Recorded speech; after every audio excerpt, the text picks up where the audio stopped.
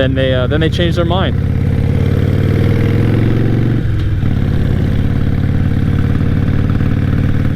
And you have to do that, you know, or else no one's really going to want to talk to you, because they know how you're going to respond to everything, you know.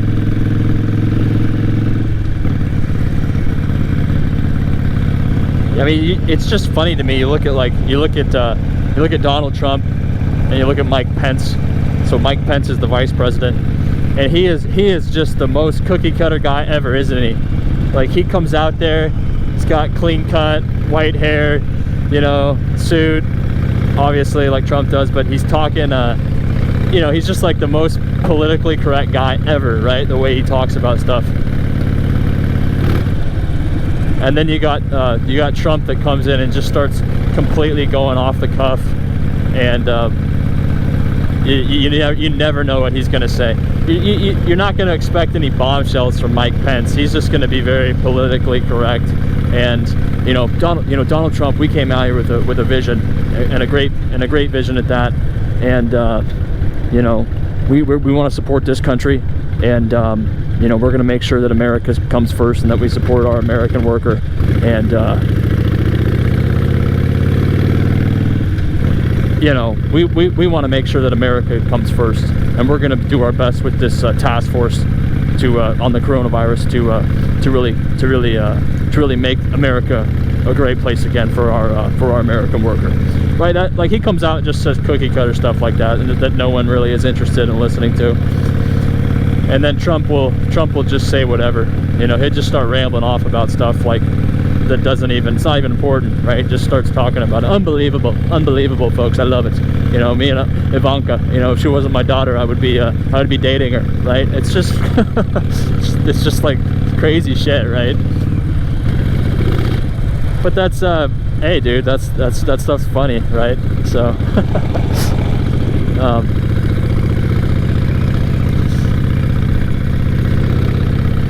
so I guess on this road you can go this way, but you can't go the other way. It's a one-way road going that way.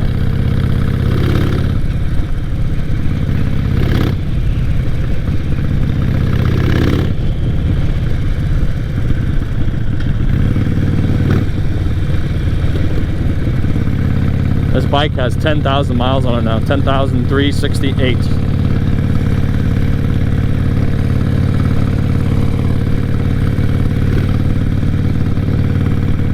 I wonder how many miles. I don't see many Harley Sportsters or Nightsters or stuff that's not a bagger with over like 30,000 miles. Even the old ones from the 80s.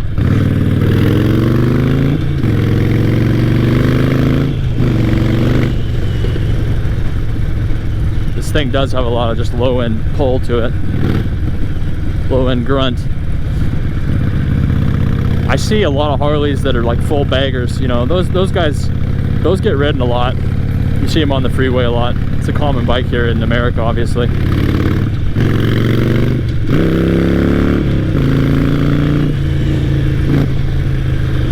Common bike here in America, and typically just, you know, older white guys riding that bike. And yeah, you can see those bikes with close to 100,000 on them.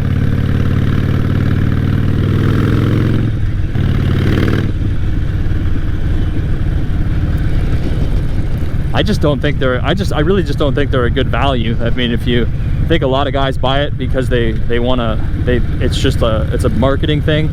They want to own a Harley. It's definitely not the best value. I don't care what you say, it's not the best value.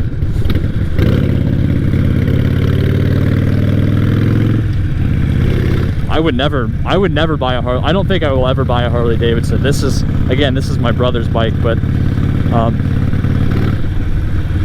you know, if you want to buy an actual like bagger, I mean, it's probably $10,000 is like you can get one that's like 10 years old probably for like 10 grand or close to it. That's decent. I mean, I got my BMW for 2 grand. You know, and it's arguably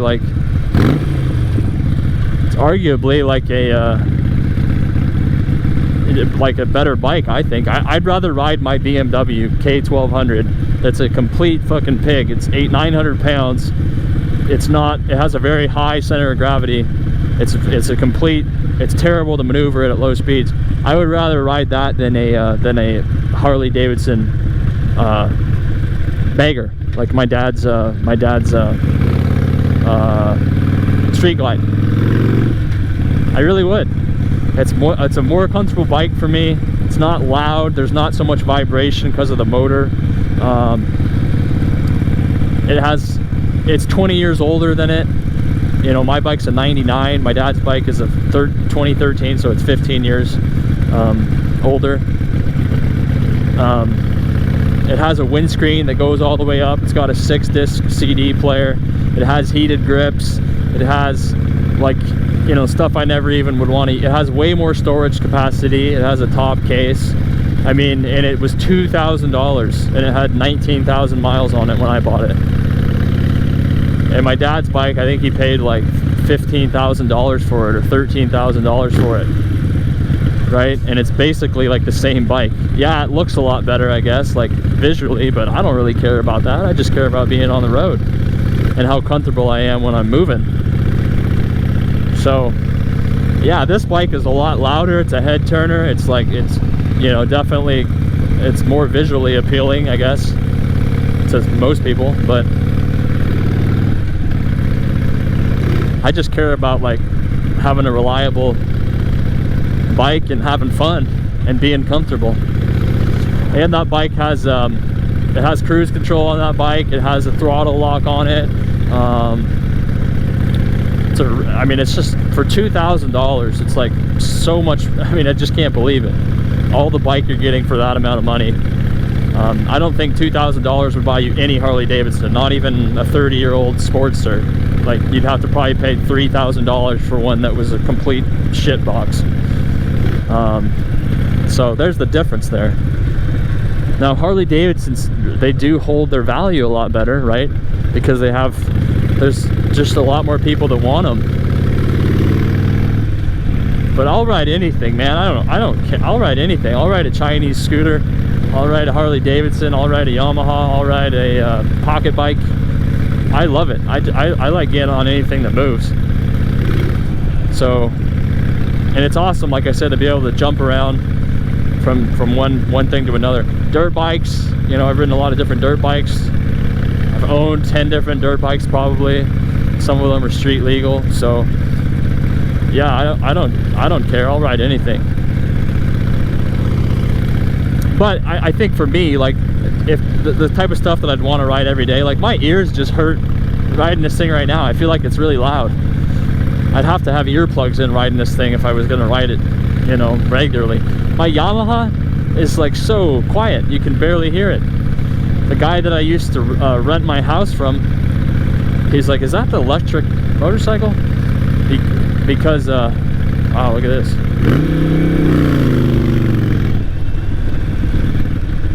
Got some babes walking on the side of the road. Because it was so quiet, you could barely hear the thing. So he thought it was electric. So, and then the BMW is also very quiet. It's not much louder than a car. It has a catalytic converter on it, and it's really quiet. Most people don't even know it's a motorcycle if they heard it. It really just sounds like a car. This is unmistakably a Harley-Davidson, just because of the way it sounds, and it's got a custom exhaust on it that makes it way louder. My dad does have he's got two Harleys. One of them's a Harley Fat Boy. That bike is actually nice because it's all stock. It's not fast at all, but it does have a fairing on it. So that's the only, I guess, non-stock thing. It has a fairing on it. And it looks great, but the exhaust is really quiet and it's not loud at all. Still does sound like a Harley, but it's not loud by any stretch of the imagination. It's really smooth. So I could see riding that bike quite a bit. And I love the color on it. It's like a baby blue color. It's a beautiful motorcycle.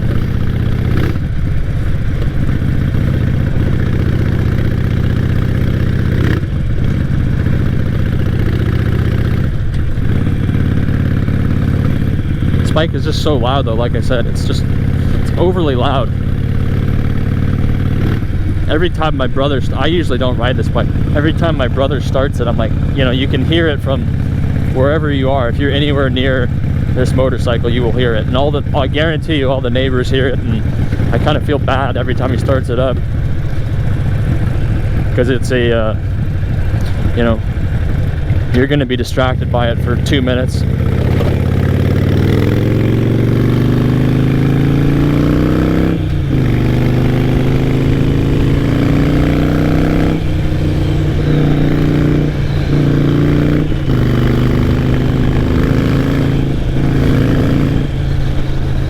It is pretty fun to ride though. It's not like overly fast or anything, but you can really hear the exhaust notes when you're kind of flogging it a little bit, which is awesome.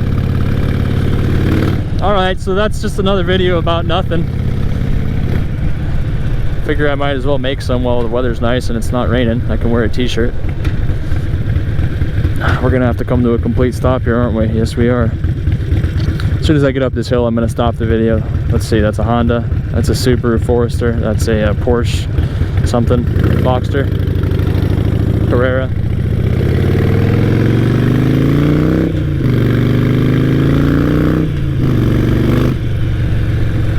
Yeah, it's a fun city bike, I will say that. All right, guys, like the video, or you can dislike the video if you want. That's cool too. And have a good day.